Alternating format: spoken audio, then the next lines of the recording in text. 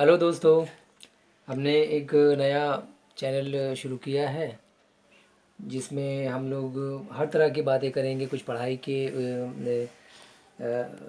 Matter में और कुछ खेल कूद में, कुछ भी बहुत सारी चीज़ें जो अभी हम लोगों ने शुरू किया है। तो हम लोगों को सही से पता नहीं है कि किस तरह से करना चाहिए।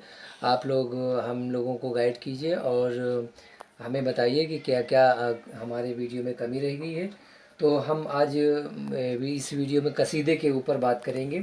जो बच्चे बीए में पढ़ते हैं और बीए में पढ़ते हैं फर्स्ट ईयर या सेकेंड ईयर या थर्ड ईयर, और ये एमए में भी काम आता है। तो कसीदा जो है, कसीदे की तारीफ़ और उसके इर्तिका के बारे में हम लोग थोड़ा सा बात करेंगे। तो इसमें उर्दू में कसीदा निगारी की तारीख़ बहुत पुरानी है। जब हम उर्दू की कसीदे की तारीख़ पर नज़र डालते हैं तो ये बात उभर कर सामने आती है। उर्दू में क्लासिकी दौर के जितने भी शुरा पाए जाते हैं उन तमाम शुरा के यहाँ कसीदा निगारी की तारीफ़ मिलती है। कसीदा का मतलब ये होता है कि किसी की के बारे में बड़ाई करना, किसी चीज़ के बारे में बड़ाई करना, किसी व्यक्ति या जगहों के बारे में बड़ाई करना, और इसी को कसीदा कहते हैं। तो आप लोग देखिए कि ये कसीदा है। कसीदे की शुरुआत दक्कन से हुई थी, और ये देखिए कसीदे की शुरुआत दक्कन से हुई थी। और इसमें शुरुआती दौर में दो लोग, एक हाशमी साहब और एक नुसरती साहब, ये दो लोग कसीदा लिखते थे, पढ़ते थे। और लेकिन इनका शुरुआती दौर में जो अज्ज़ाए तरकीबी थी वो जो है वो अज्ज़ाए तरकीबी सही नहीं थी। उसके बाद में ये हाशमी साहब का जब दक्कन से, हाशमी और नुसरती साहब का दक्कन से कलाम दिल्ली आया, क्योंकि दिल्ली उस वक्त मुग़लिया सल्तनत वहाँ पे थी, और वहाँ पे जो वहाँ के राजा थे वहाँ पे, तो कैपिटल था। और वहाँ पे वली साहब, वली दक्कनी साहब का कलाम वहाँ पे दिल्ली में आया। वली दक्कनी साहब का कलाम जब दिल्ली में आया तो दिल्ली में उसको पढ़ा जाने लगा, और उसके ऊपर उस टाइम के शोरा ने उसको देखा और उसके ऊपर रिसर्च किया। और उसके बाद में एक साहब और थे जो दिल्ली के रहने वाले थे, सौदा साहब ने उसको और अच्छे ढंग से किया और बहुत मशहूर हुए।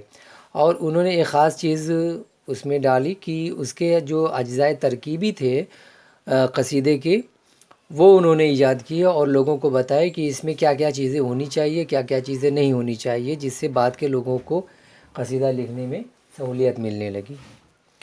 और उसके बाद में सौदा साहब, वली दक्कनी के बाद में सौदा साहब आए, और इन्होंने जो अज्जा तरकीबी थी उसके बाद में मीर तकी मीर साहब ने भी इसके ऊपर कसीदे लिखे। लेकिन मीर तकी मीर साहब का मिजाज जो है वो बहुत ही नाजुक था, और उन्होंने बहुत थोड़ा सा लिखा तो, लेकिन बहुत ज़्यादा नहीं लिखा। और उसके बाद में इंशा और मुज़फ़्फ़ी साहब जो लखनऊ के थे, तो उन्होंने भी कसीदे को लिखना शुरू किया, और उसमें लखनऊ में काफ़ी उन्होंने शोहरत पाई।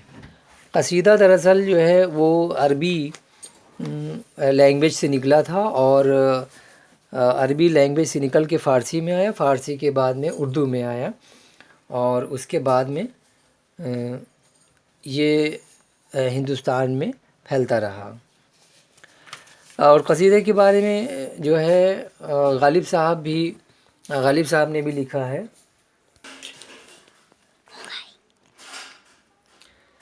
तो गालिब साहब ने भी बहुत सारे कसीदे लिखे हुए हैं, और गालिब साहब ने इतने कसीदे लिखे हैं बहुत मुख्तसर, लेकिन ये भी जो भी उन्होंने लिखा है वो अपनी अदबी सलाहियत के एतबार से, सलाहियत के एतबार से जो है वो उनका नाम बाद में भी लिया जाएगा और अभी भी लिया जाता है। اور اس کے بعد ایک لمبا عرصہ گزرا، پھر محسن کاکوری صاحب نے مذہبی قصائد لکھے، مذہب کے بارے میں انہوں نے قصیدے لکھے۔ محسن کے بعد قصیدہ گوئی کے میدان میں ان کے شاگرد عزیز لکھنوی صاحب کا بھی نام آتا ہے۔ تو دوستو ابھی ہم لوگوں نے تھوڑی سی بات قصیدے کے اوپر کی ہے، اور آپ لوگ ضرور اس کو لائک کیجئے، سبسکرائب کیجئے، اور بیل آئیکن کو دبائیے جیسے دوسرے لوگ بتاتے ہیں۔ تو ہمارے چینل کو بھی آپ لوگ سبسکرائب کیجئے، اور ہم کو بتائیے کہ ہم لوگ کس طرح سے اس کو اور اچھا بنا سکتے ہیں۔